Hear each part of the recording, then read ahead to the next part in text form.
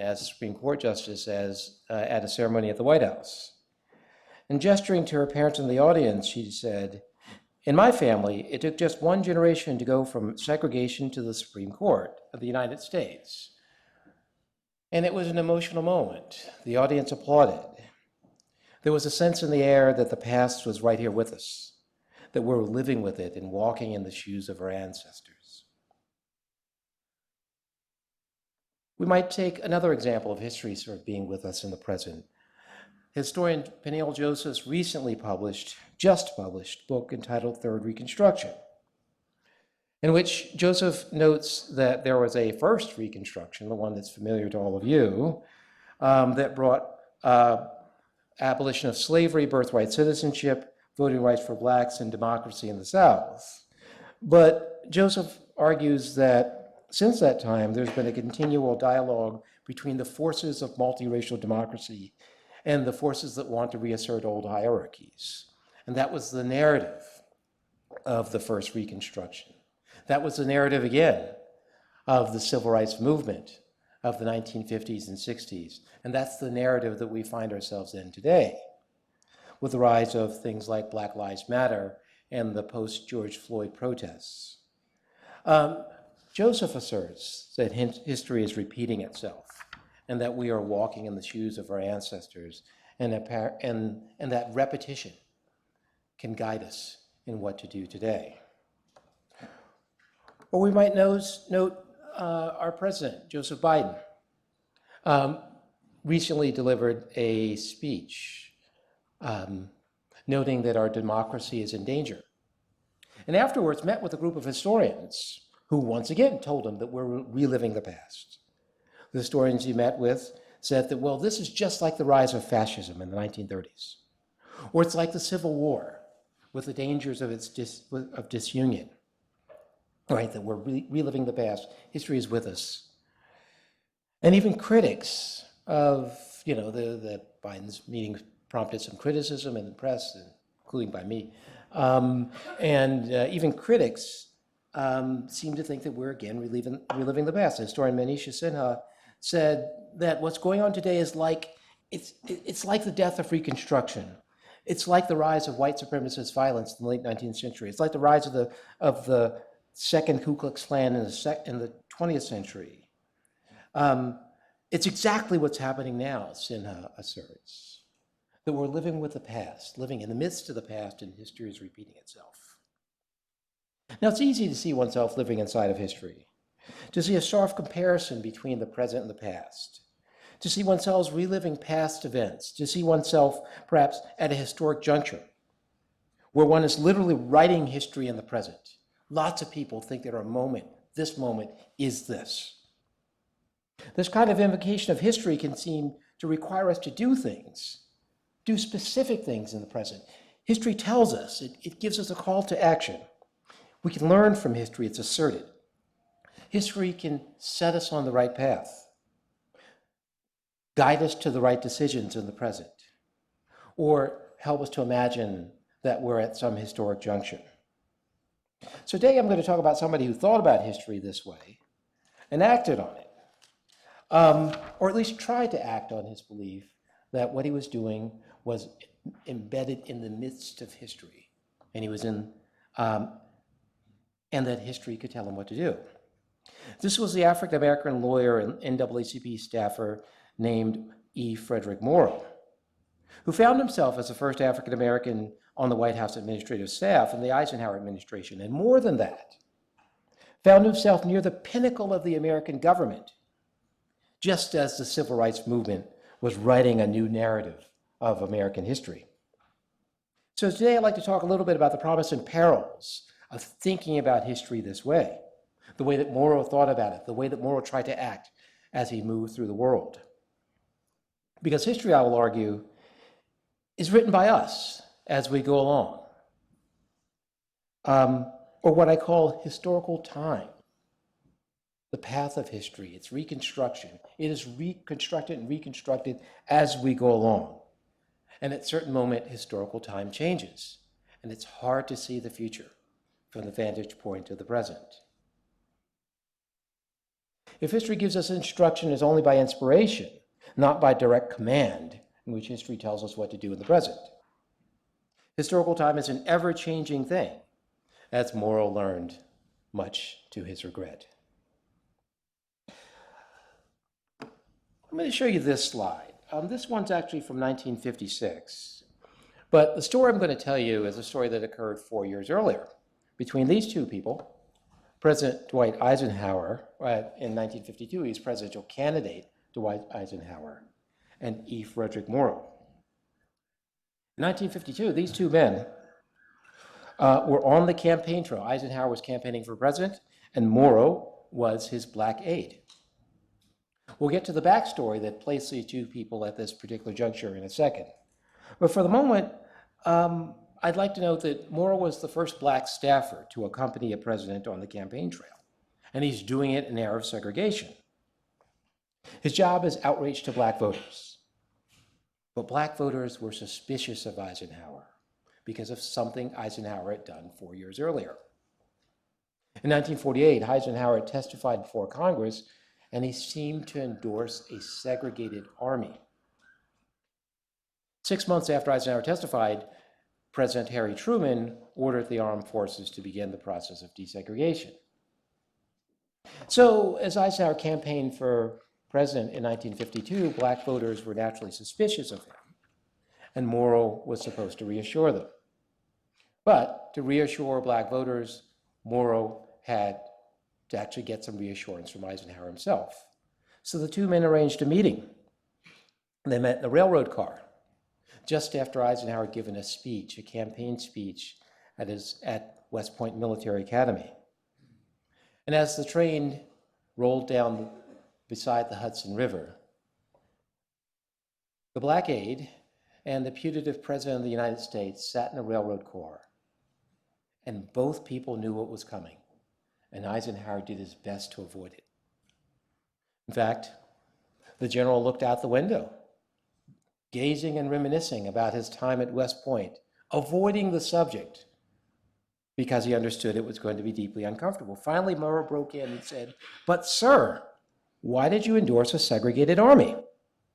And as Morrow recalled, the general, with a, quote, hurt look on his face, paused, then obliquely asked for Christian forgiveness for past sins. Quote, "It's one of the first questions any old Negro veteran asks me," close quote, the general said. And he had finally admitted the wrongness of his past actions, that he'd been a believer in military segregation, and now presumably he was asking for Christian forgiveness for his sins. Now, to understand the significance of this moment between these two men, you have to take a look at this picture.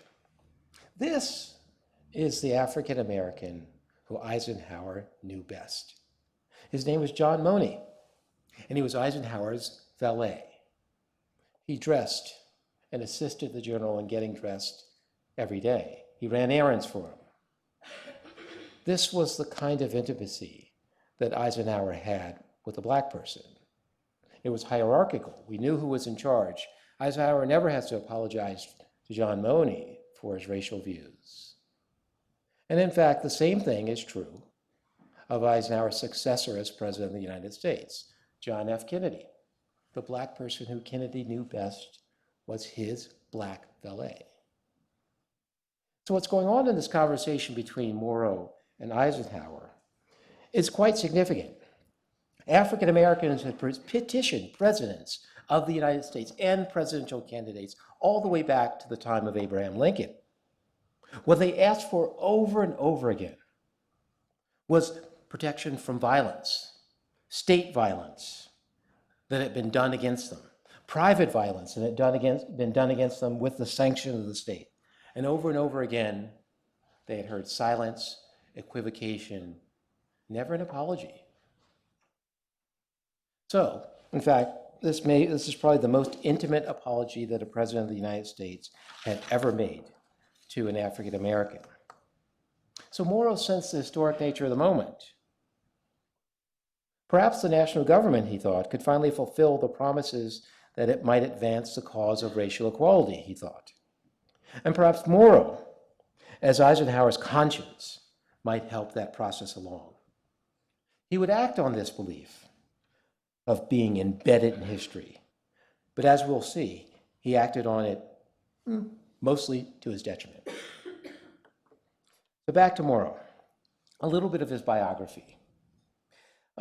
He's born in 1909 in Hackensack, New Jersey. The parents had migrated north from Virginia and North Carolina at the turn of the century.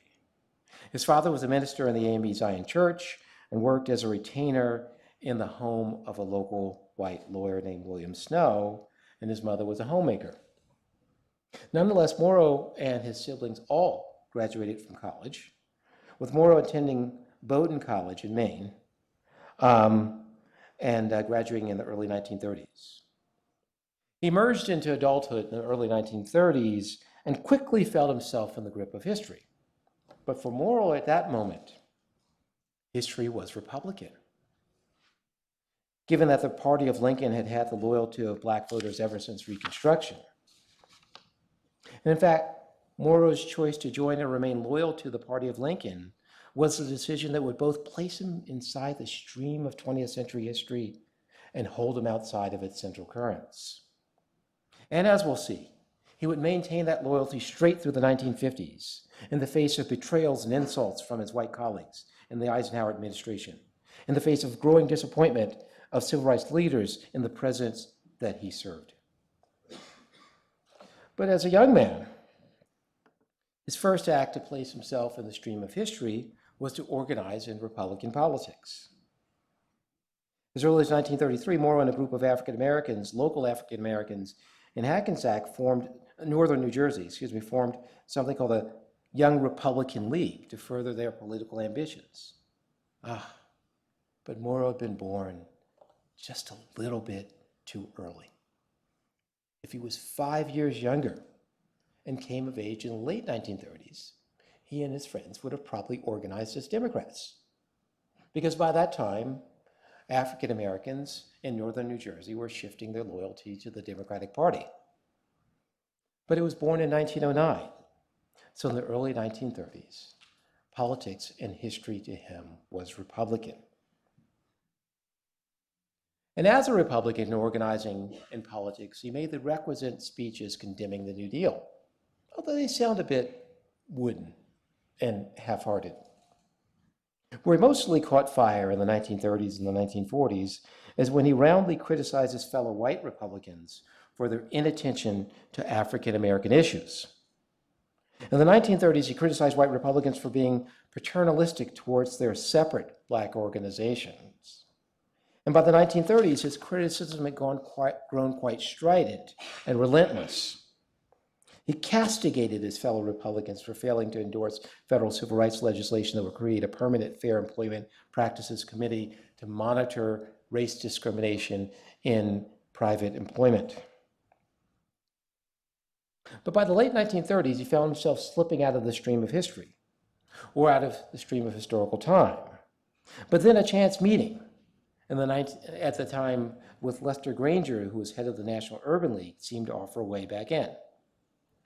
Granger brought him onto the staff of one of the nation's premier African American organizations, the National Urban League, and made him the editor of its high-profile magazine of literature, politics, and culture, which was called Opportunity. And from there, he moved on to the center of national civil rights politics, when in 1937, the NAACP hired him to be national coordinator of its many branches. So here he was, at the New York headquarters of the most prominent civil rights organization in the country, working along a group of figures who have not been lost to history. In fact, they're all legendary. Ella Baker, a legendary organizer who would become very important to the student movements of the 1960s. Thurgood Marshall, of course. Walter White, longtime head of the NAACP, and E. Frederick Morrow. Only one of these four people has been lost to history. But here he was. It seemed like he was embedded in the stream of history. His official title was branch director, which meant that he was in charge of organizing the NAACP's branches, which were mostly in the South. And it was dangerous work. Because while the NAACP would later become known for its school desegregation work, what the organization was best known for in this era was its patient efforts to protect Southern blacks from mob and private violence and a racially biased criminal justice system. In 1940, for instance, just as Morrow was organizing across the South, local whites murdered the head of the Brownsville, Tennessee NAACP branch and dumped his body in the Hatchie River. Still, Morrow spent years crisscrossing the South and other parts of the country in the face of Ku Klux Klan threats of violence, organizing and promoting chapters until the organization's membership numbered in the hundreds of thousands by the World War II era. It seemed finally to Morrow that he had immersed himself in the streams of history that he imagined for himself. He even speculated on the future. He imagined that those Southern blacks he was organizing, whom he called militant Negroes, would be the tip of the spear in organizing black protest in the North. And in fact, in 1941, he allied himself with Ella Baker in a raging dispute in the organization about strategy. Who should control the NAACP was the debate at the time. Should authority be lodged in the New York office, or should it be lodged in its branches, which were often staffed by younger activists who forged ahead of the national organization on issues such as labor organization and direct action? So here he is in the midst of a big and pretentious debate about the future of the NAACP. But what Morrow seemed to spend a lot of his time on in the 1940s was something that seemed actually kind of inexplicable from our particular vantage point. He had a knack for getting into disputes with his fellow NAACP leaders. He publicly clashed with Walter White and threatened to expose unnamed questionable practice that he charged were being covered up by the organization.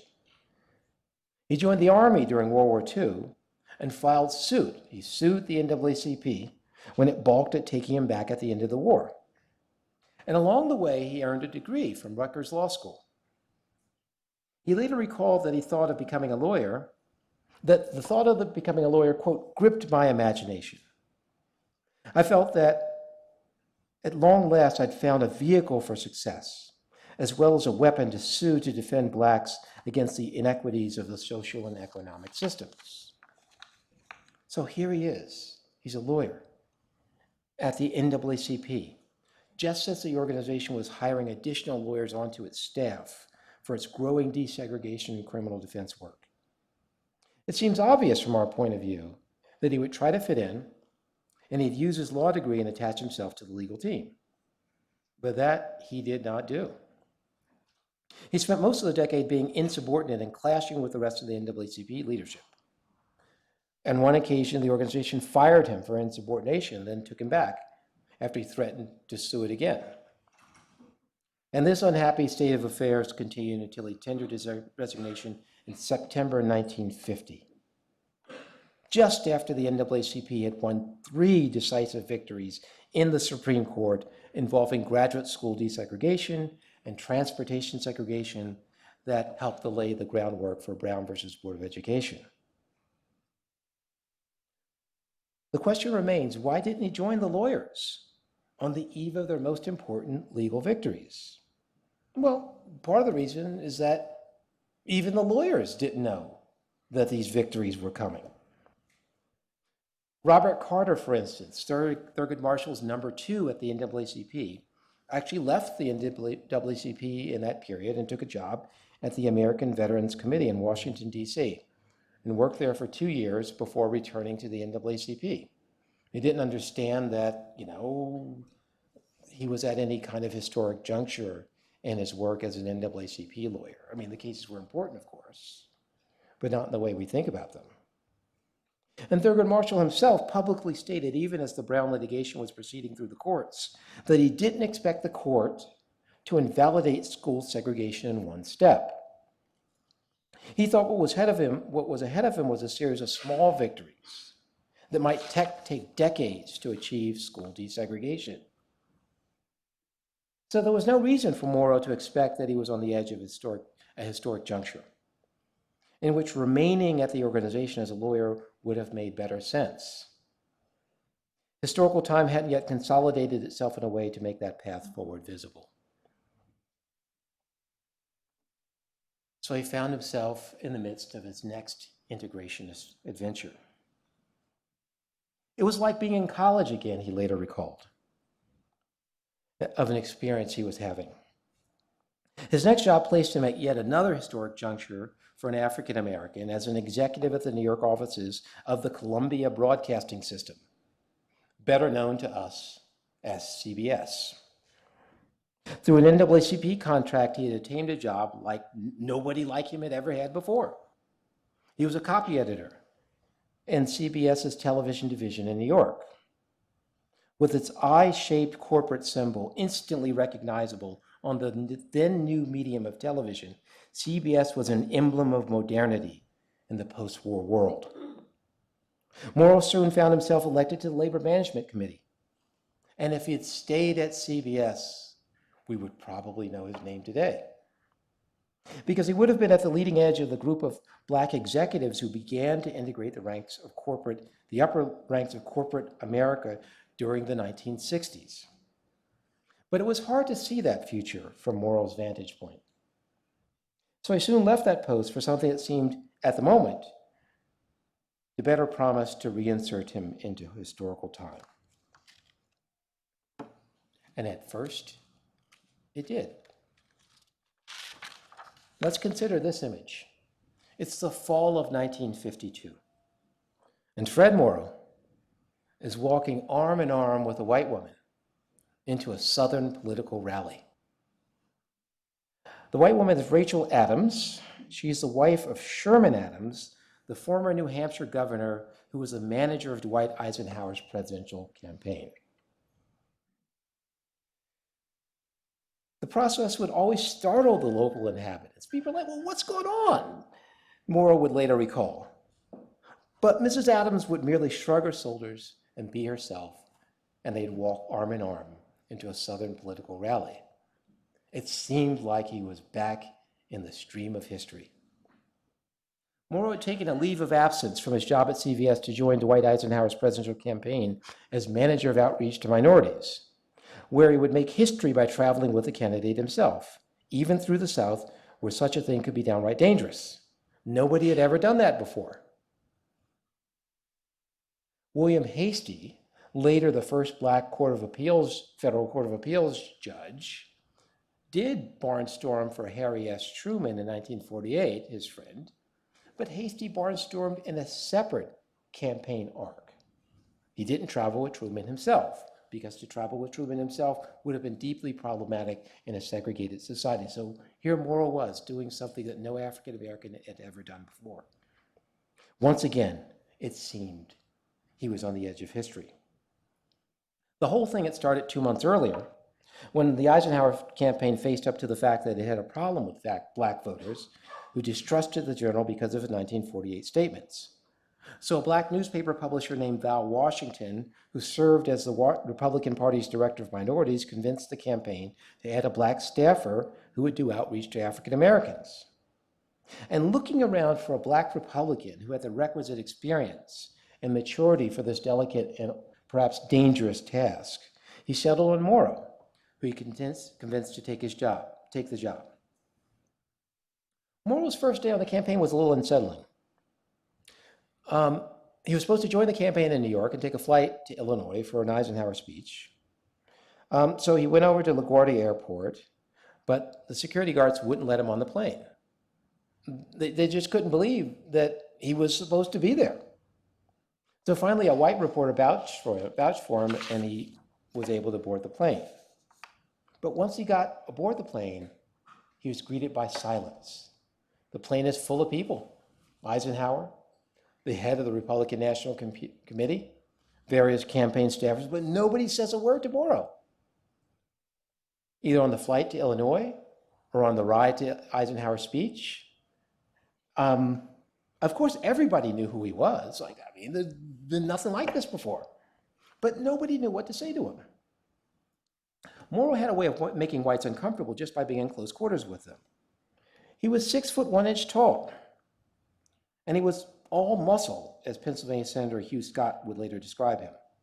He was usually the largest person in the room. As you can see from this picture, he's significantly larger and taller than Eisenhower. White people were uncomfortable with him in the room. You know, like, how's this guy going to be on the campaign? It seemed like he was making history, but it was going to be difficult. Finally, at the end of the day, Eisenhower himself broke the ice by coming up to him and saying, quote, "You must be the new man on staff," close quote, and introducing his African-American aide to the staff. Now, to their credit, Eisenhower and his campaign staff generally treated him as an equal on the campaign trail. Morrow joined the campaign for a series of barnstorming campaign trips across the country.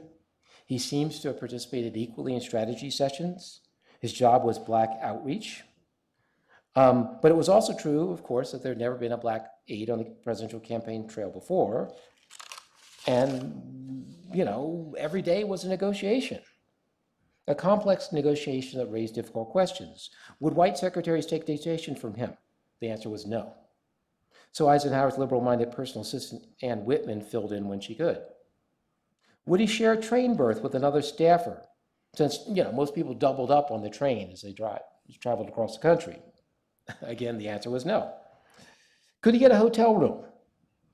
Would he sit on the dais when Eisenhower spoke at a Southern rally? Well, Rachel Adams solved that problem.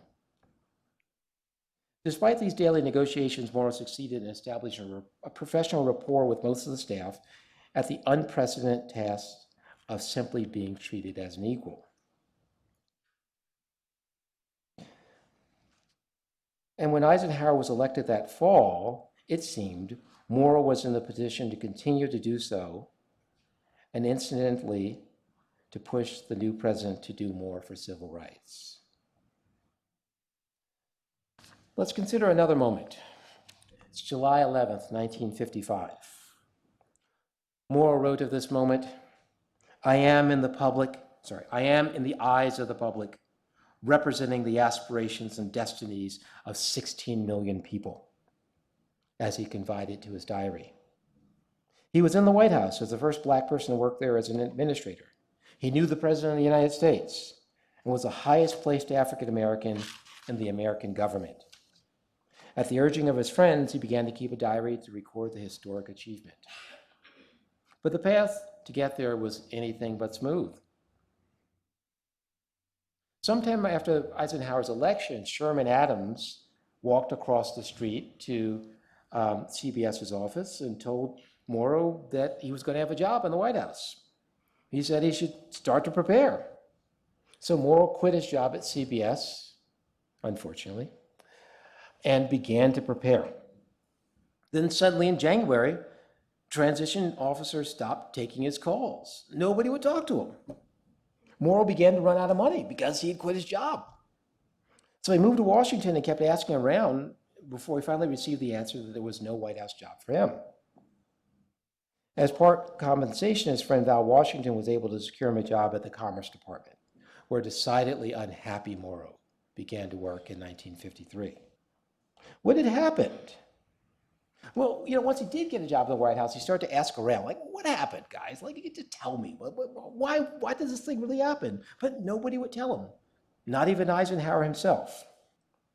Several high-level staffers told Wilton that a Southern Eisenhower crony named Wilton Persons, who was going to do outreach to Congress, had blocked his appointment. And Congress, as you know, was dominated by white Southern Committee chairmen at the time who might block Eisenhower's agenda.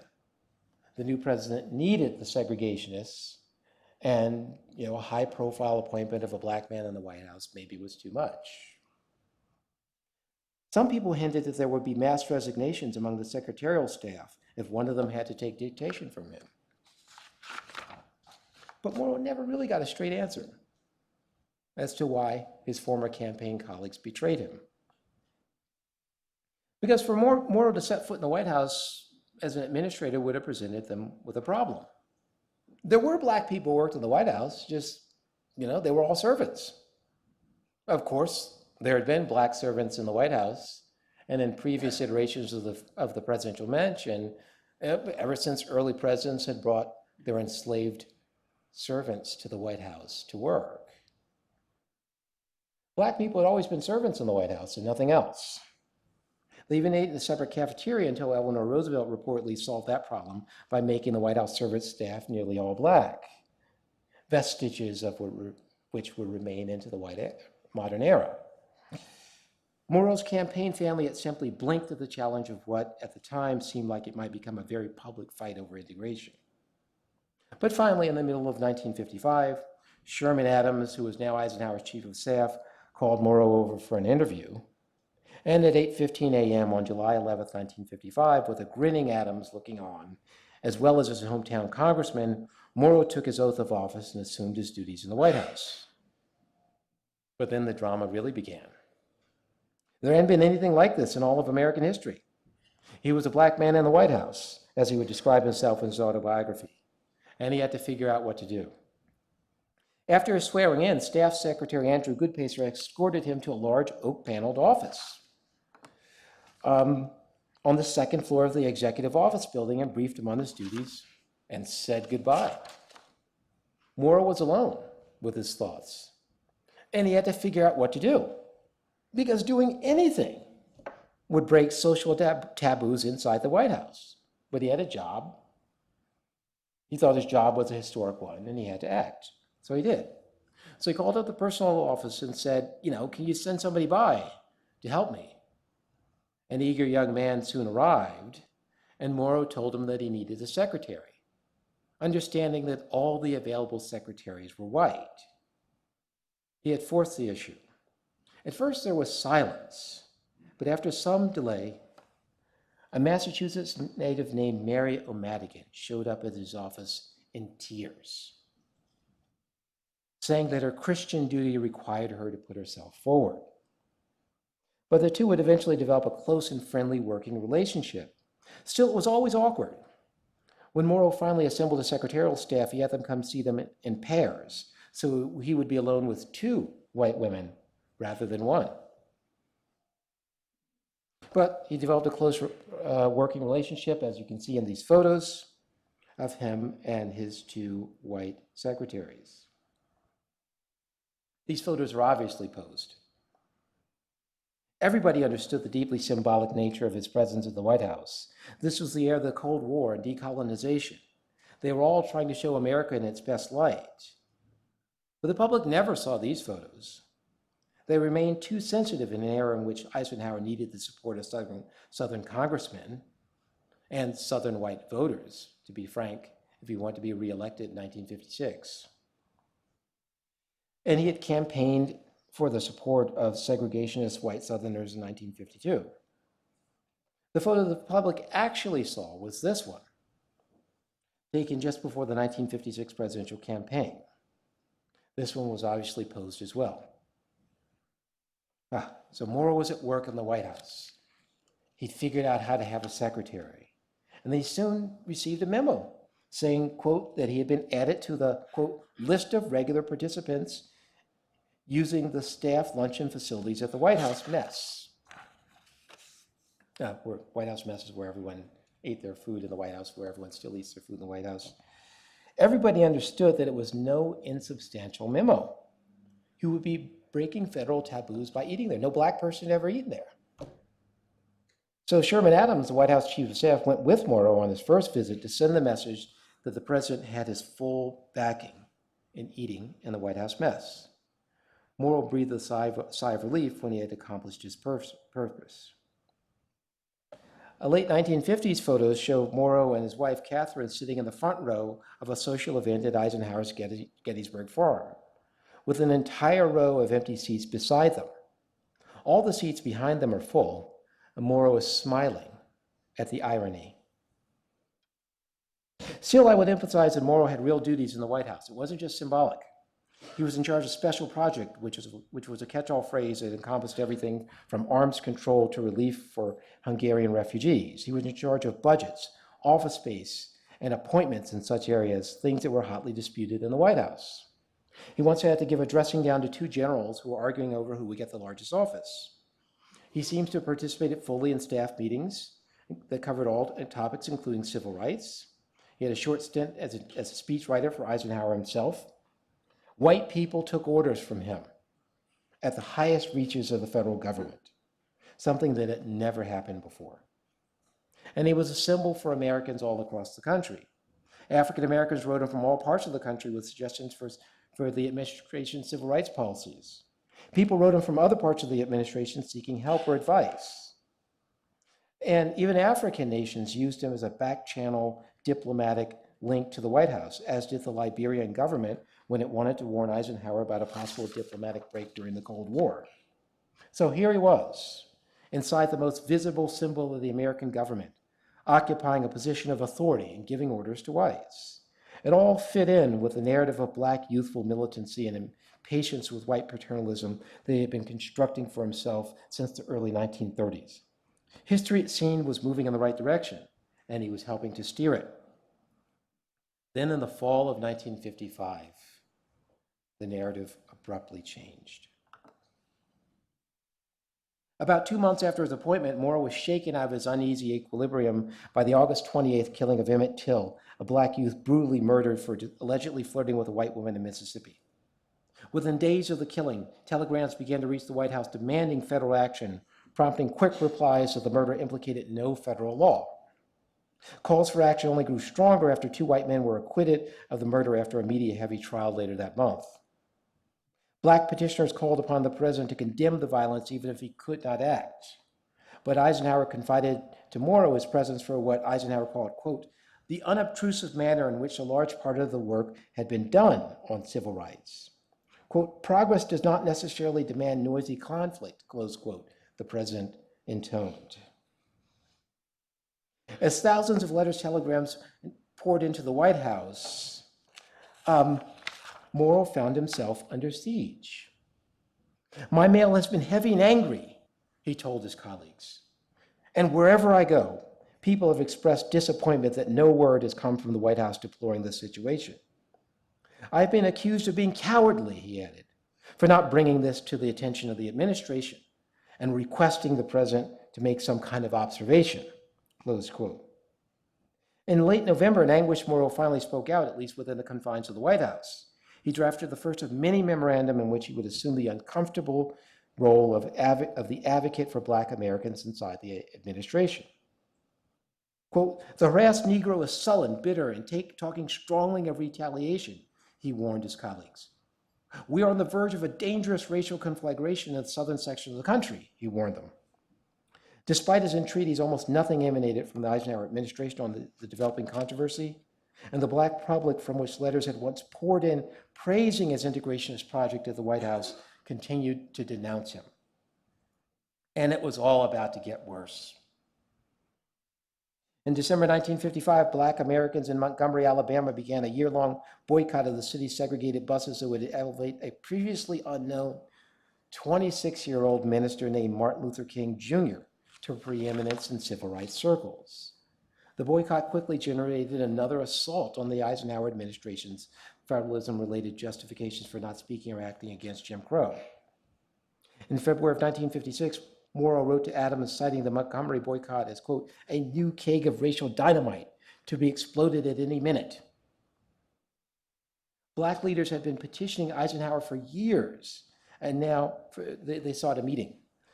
And now a new name would be added to the list of Black leaders who had been petitioning to see him, Martin Luther King, who presumably would represent the demands of a Southern mass movement. 1 month later, Morrow asked Adams for permission to go south himself. Like, hey, if you guys are not going to speak out, just let me go. Where he would assure Black leaders that the administration was sympathetic to their calls for federal protection, but all this was to no avail. The controversy over Emmett Till's murder would set the tone for the rest of Morrow's now unhappy tenure at the White House.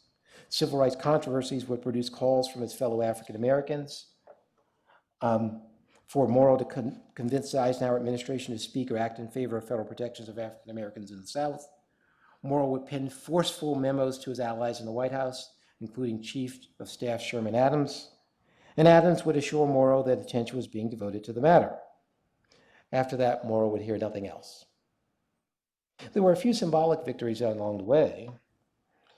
In 1957, when civil rights leader A. Philip Randolph, Martin Luther King, Roy Wilkins and others finally met with Eisenhower after repeated delays that humiliated Morrow within the civil rights community, Morrow joined the leaders for a somewhat wooden exchange of rhetoric with the president. Now, Morrow's in the back. He's taller than everyone in the room, but he's in the back. By the time the Little Rock crisis broke out in the fall, Morrow felt so marginal that he did not even approach Adams with his proposals for a stronger rhetoric and action, making them to one of the chief of staff's aides instead. In controversy after controversy, the same story would repeat itself, leaving Morrow humiliated within the White House and denounced by his fellow African Americans outside. In 1960, one last chance presented itself in the form of Richard Nixon. Morrow and Richard Nixon and Vice President Richard Nixon were on very friendly terms. Nixon would take him to play golf in Washington because all the golf courses were segregated. So the Vice President asked Morrow to take a leave of absence from his duties to mobilize black voters in support of him in the fall election as a Republican nominee for president. In retrospect, Morrow should have known better. But he left the White House, took a leave from the White House to join the Nixon campaign. Nixon sent out integration signals early, inviting Morrow to a secret nighttime meeting where they picked the vice presidential candidate, Henry Cabot Lodge. Morrow remarked, quote, "It was the first time in history that a Negro has participated actively in such proceedings," close quote. But he was soon complaining that the Nixon campaign had given him few staffers, little money, and had not even publicized his role in the campaign. In September, a desperate Morrow informed campaign headquarters that, quote, "Dr. Martin Luther King, idol of millions of Negroes, is languishing in an Atlanta jail," close quote. When King was transferred to a rural prison, his supporters feared for his life. Is King going to be killed? Something needs to be done. Morrow drafted a telegram for Nixon to send to the mayor of Atlanta, but the candidate's press secretary, Herb Klein, pocketed it out of an abundance of caution. In the meantime, John Kennedy, the Democratic candidate, famously telephoned Coretta Scott King to express his concerns. Historians continue to debate the significance of the call, but in the elections that fall, black voters gave Kennedy their firm support and perhaps provided his margin of victory. Morrow sensed his and his party's final chance slipping away. "It didn't have to be," he lamented to his diary. In 1961, he would leave the White House with his reputation and his self-respect in tatters. He would make one last attempt at inserting himself into history, penning a diary of his White House years entitled "A Black Man in the White House." He hoped it would be a bestseller, but it was not. Within months of its release in 1963, his publisher was already complaining of its dismal sales record. History had moved on, and Morrow's triumphs and travails were forgotten, as they are to this day. As a younger man, Morrow sensed that he was on the leading edge of history. At various points in his life, he thought that history could point the way forward. He imagined that the long history of African Americans would tell him what to do and point the way forward. And he acted on that belief over and over again. From our own perspective, Morrow was always making the wrong choices. His loyalty to the Republican Party and to Eisenhower personally would cost him. He should have cooperated rather than fought with his colleagues at the NAACP and should have joined its legal staff in the fight against segregation. And his job at CBS is one that he should have kept. He should have exited the White House after Eisenhower's 1956 re-election, when he could have preserved some modicum of self-respect and his reputation. But from his own perspective, he was making the right choices. He couldn't yet see the unfolding of historical time and how it would make his own once significant integrationist project insignificant. History had yet to be written, and it would be written by those who embraced moments like Till's murder, King's jailing, and so many more as the true narrative of Black life and civil rights politics and what came to be known as the Civil Rights era. So we might ask, in what historical moment do we exist now? Are we reliving the past?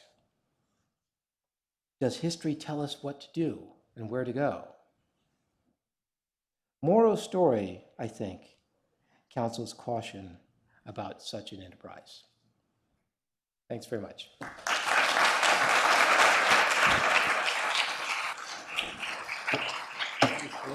Thank you. Really, stay up here because I'm gonna take the questions. That's my son. Okay, well, that was really terrific. And I have a lot of questions, but I'm not going to ask any of them because I want our audience to be able to ask questions. And Elizabeth is she's got the microphone, so wait till she comes to start asking. But I'd like to have a student question first. If there's a student with a question, please raise your hand. Don't be shy. Nothing bad's going to happen. Well, if we don't have a student question, how about a faculty question? Oh, we have a student question right here. Good.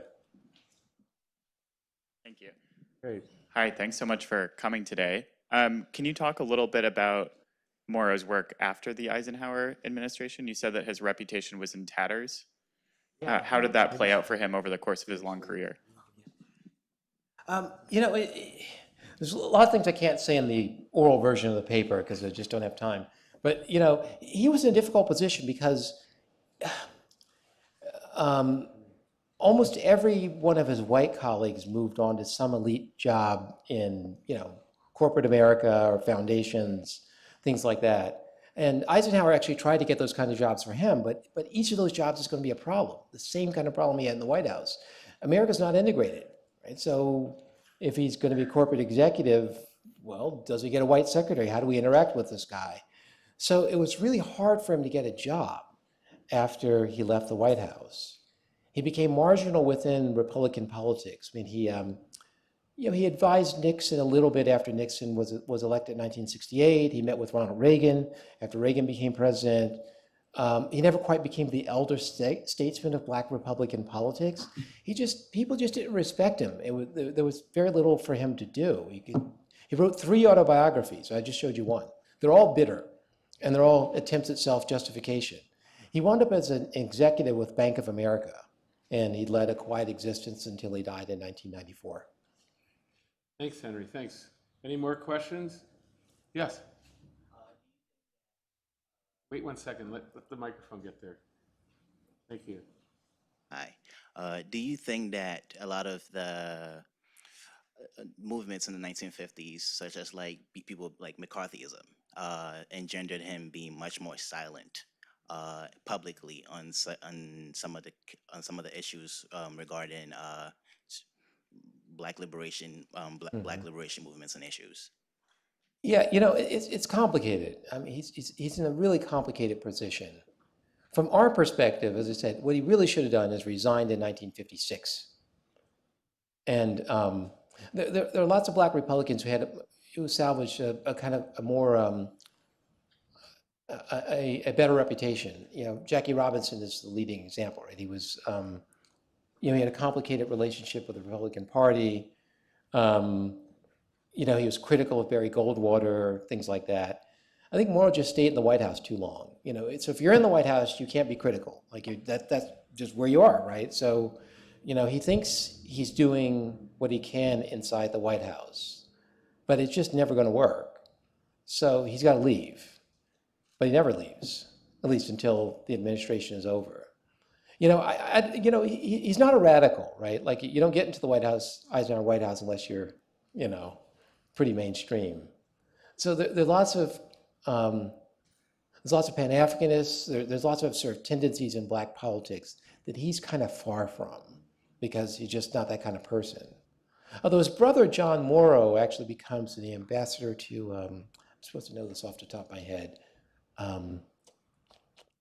might be Ghana.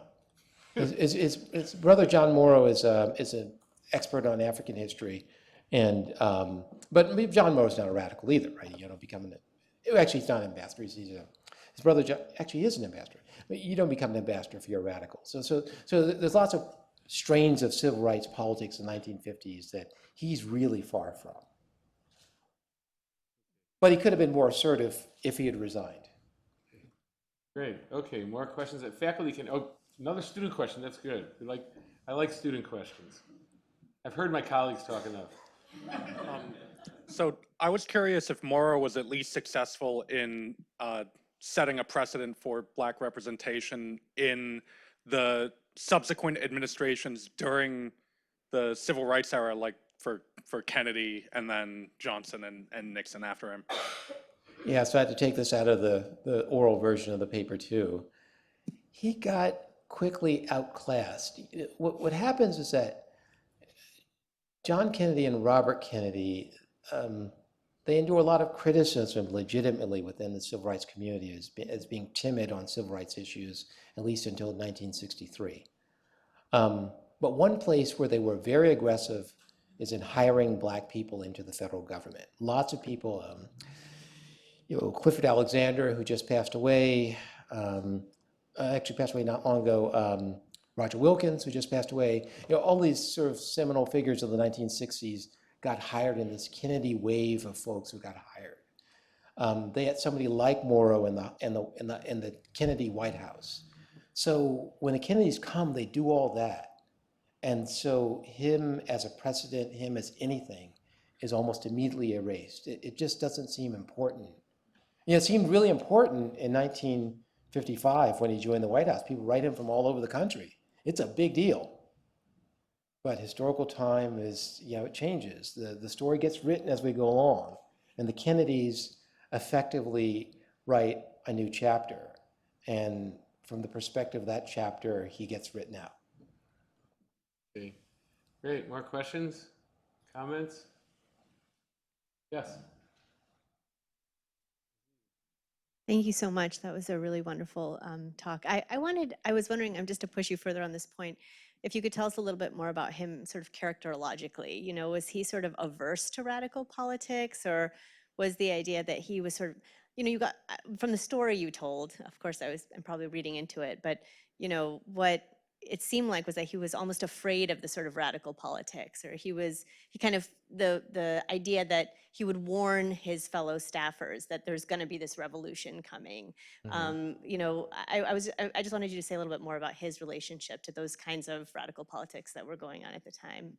Yeah, he has a very kind of quite respectable middle class upbringing. At least, and most of what we have is his self-description. So, right, that we don't have any independent way of verifying the accuracy of it. But to take his self-description as true, raised in a pretty culturally conservative family. He doesn't have an affinity for radical politics, but he does have an affinity for confrontation, which are two different things, right? He is very confrontational with regard to his white Republican colleagues in politics in the 1940s. He denounces them in public over and over again for being timid. He's very confrontational within the NAACP, as an affinity for the grassroots forces.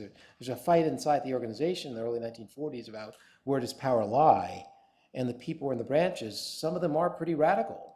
And he takes their side in that fight. He does not take the side of the NAACP leadership. So, he does have a thirst for confrontation, at least until he gets into the White House, and at least until he joins the Eisenhower campaign, even though he doesn't really have an affinity for radical politics. Okay, I had a question that was provoked by something you talked about early in the talk about how had he been born 5 or 10 years later, he would have been a Democrat. Yes. And I recall I had a friend early from Chicago whose mother was a prominent Republican Black politician in Chicago, and it was like always a shock, that she was a Republican. And I wonder whether, not that it's inevitable, because nothing in history is inevitable, but was the fact that he was sort of swimming against the tide of the evolution of the where African Americans were going to be politically, if that was if you think that was a significant hindrance to him actually accomplishing more personally. Yeah, it was. There are lots of people shifted over from the Republican to the Democratic Party in this period, and many of them did well. Robert Vann, the publisher of the Pittsburgh Courier, does this. People do this over and over again. A lot of them go into the New Deal. But some people stay. I mean, there are other Black Republicans in the Eisenhower administration there's a guy named J. Ernest Wilkins who's in the State Department. There are a bunch of people like Sam Pierce, Sam Pierce eventually becomes Secretary of HUD under Reagan. Jewel L'Enfant That's Rogers. what I was talking about. Oh, Jewel L'Enfant I grew up Rogers. with her son. Oh yeah, John Yeah. Rogers. Yeah. Yeah. Jewel L'Enfant Rogers is in the Eisenhower administration. Well, she has a government appointment, so lots of people stay. Most people go. When I say that he probably would have shifted, and that his issue is civil rights in the 1930s and 40s, and by the 40s it's an FEPC, and in that era the two parties aren't that far apart. So he's a Republican because the Republicans are the party of the New Deal. But he's not. His criticisms of the New Deal are kind of wooden. You get the sense he doesn't really believe them. So, he's a Republican. He starts a Republican. He just kind of continues, and it doesn't. He thinks when he looks at the Democratic Party, he sees the segregationist Southerners, who still have a stronghold on the party. Well, they continue for a very long time. They have a stronghold to the party. So that's what he sees as the Democratic Party. So he says, okay, two parties aren't that far apart on civil rights. But if he had been born in the late 1930s, there's another group of African Americans in northern New Jersey who do organize the Black Democratic Organization. And if you're an ambitious Black person in the late 1930s in northern New Jersey, you kind of get in with that group. So that's why I say he probably would have gotten in with that group. But I don't know. I'm just speculating a little bit. Great. Yes. Go ahead, Steve. Yeah. Thank you. This was super interesting. You ended on a cautionary and perhaps a bit of a depressing note of sort of people who imagine themselves as playing a constructive role in history and within the system as opposed to fighting from the outside might find themselves disappointed.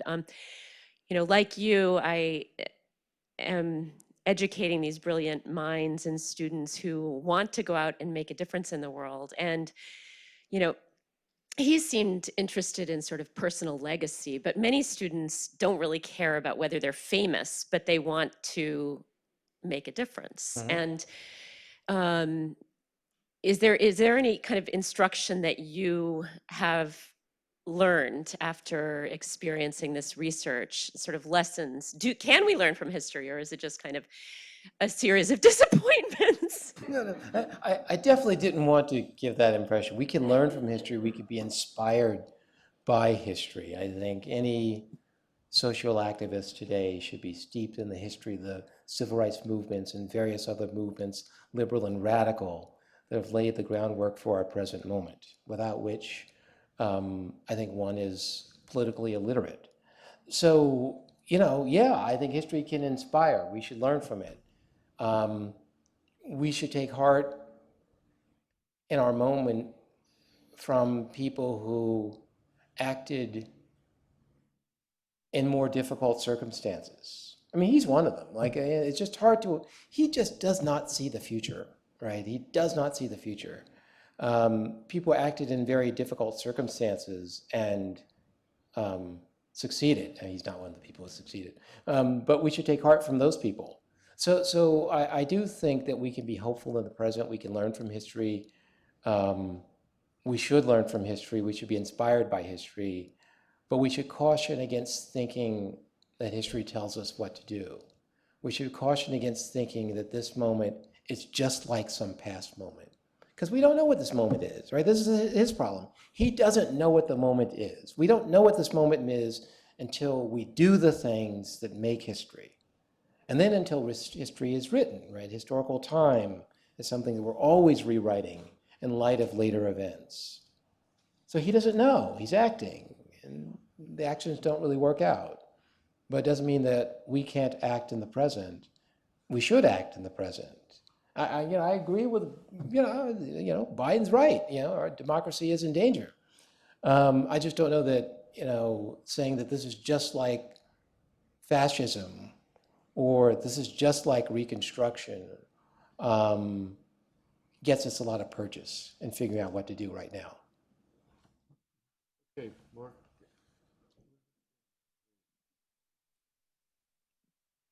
Professor Mack, thank you so much for crossing the River Charles and joining us here. It's such a pleasure to hear you speak each and every time. I had a general question. So a lot of time when people think about history, inherent in that is this idea of this narrative of a linear progress towards an anti-racist history. So when there's a first, it made history, or it's history repeating itself.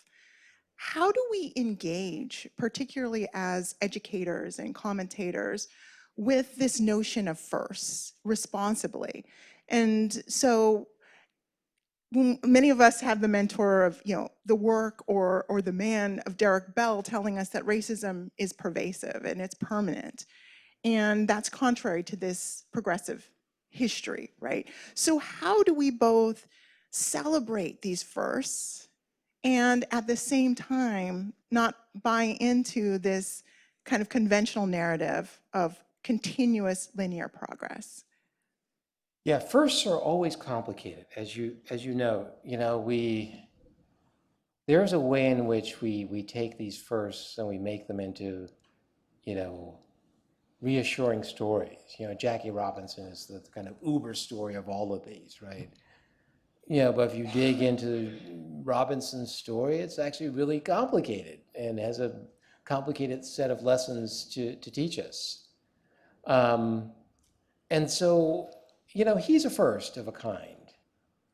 There are definitely moments where we feel as though if we were in his moment, we would have acted differently. And in part, he's acting the way he does because he doesn't see the future. It's not written yet. But, I did want to mention some of the stuff he did took a lot of courage. He's an NAACP organizer in the South in the late 30s and 1940s. People get lynched. He doesn't know what's going to happen. He shows up in some local community. And he's kind of doing this for years. He's very outspoken in his criticism of his fellow Republicans, at least until he joins the Eisenhower campaign. And the stuff he has to do in the campaign, it's hard. That's why Val Washington picks him. Who's going to do this? Nobody's ever done it. Okay, we're going to go in the South. What should we do? It's not necessarily just personally dangerous. He understands that he's setting a precedent.